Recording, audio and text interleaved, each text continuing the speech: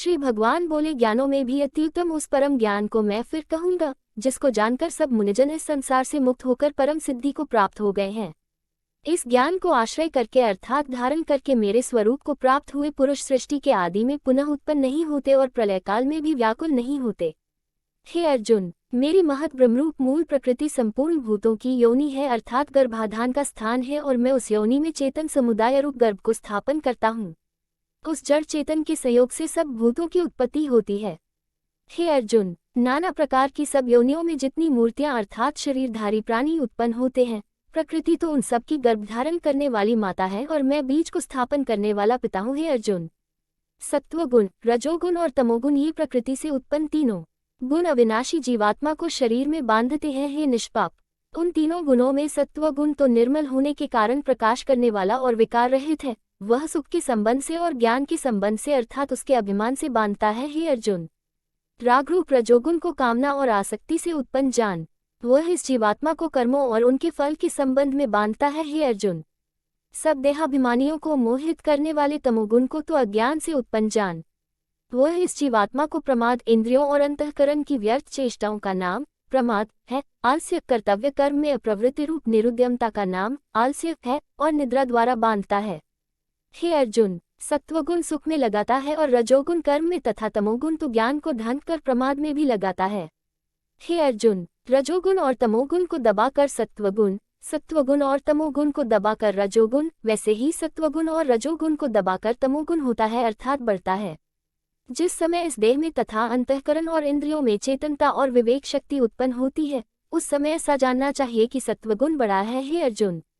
रजोगुण के बढ़ने पर लोभ, प्रवृत्ति, स्वार्थ बुद्धि से कर्मों का सकाम भाव से आरंभ, अशांति और विषय भोगों की लालसा ये सब उत्पन्न होते हैं। हे अर्जुन, तमोगुण के बढ़ने पर अंतःकरण और इन इंद्रियों में अप्रकाश, कर्तव्य कर्मों में अप्रवृत्ति और प्रमाद अर्थात व्यर्थ चेष्टा और निद्रादि अंतःकरण की मोहिनी वृत्तियां ये सभी उत्पन्न होते हैं। जब यह मनुष्य सत्वगुण की वृद्धि में मृत्यु को प्राप्त होता है, तब तो उत्तम कर्म करने वालों के निर्मल दिव्य स्वर्गादि लोकों को प्राप्त होता है। रजोगुण के बढ़ने पर मृत्यु को प्राप्त होकर कर्मों की आसक्ति वाले मनुष्यों में उत्पन्न होता है तथा तमोगुण के बढ़ने पर मरा हुआ मनुष्य कीट, पशु आदि योनियों में उत्पन्न होता है। श्रेष्ठ कर्म का तो सात्विक अर्थात सुख, ज्ञान और वैराग्यादि निर्मल फल कहा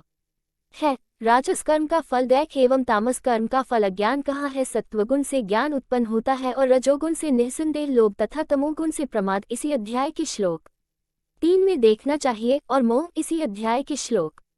3 में देखना चाहिए, उत्पन्न होते हैं और अज्ञान भी होता है। सत्वगुण में स्थित पुरुष स्वर्गादि उच्च लोकों को जाते हैं, रजोगुण में स्थित राजस पुरुष मध्य में अर्थात मनुष्य लोक में ही रहते हैं, और तमोगुण के कार्यरूप निद्रा, प्रमाद और आलस्यादि में स्थित तामस पुरुष अधोगति को अर्थात कीट, पशु आदि नीच योनियों को तथा नरकों को प्राप्त होते हैं। जिस समय दृष्टा तीनों गुणों के अतिरिक्त अन्य किसी को करता नहीं देखता और तीनों गुणों से अत्यंत परे सच्चिदानंद घन स्वरूप मुझ परमात्मा को तत्व से जानता है, उस समय वह मेरे स्वरूप को प्राप्त होता है।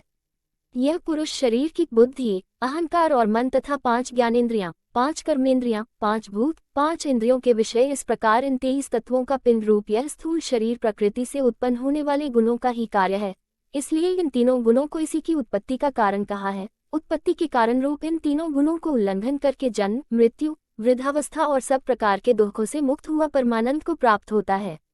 अर्जुन बोले, इन तीनों गुणों से अतीत पुरुष किन किन लक्षणों से युक्त होता है और किस प्रकार के आचरणों वाला होता है तथा